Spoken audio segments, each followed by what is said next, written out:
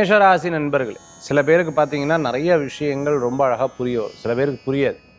அப்படியே யோசிச்சுட்டே இருப்பாங்க. என்ன மனசில் எந்த யோசனையும் வர மாட்டேங்குது. சில பேருக்கு யோசனையினால தானே பிரச்சனையே.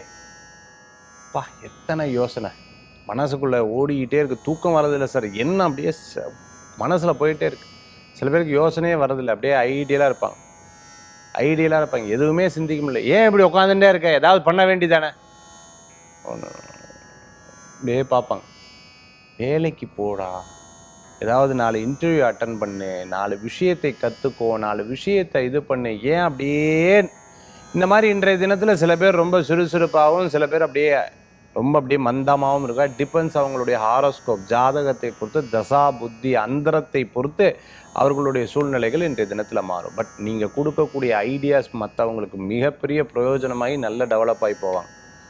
நான் கொடுத்த ஐடியா இவா அது பெரிய விஷயம் கிடையாது.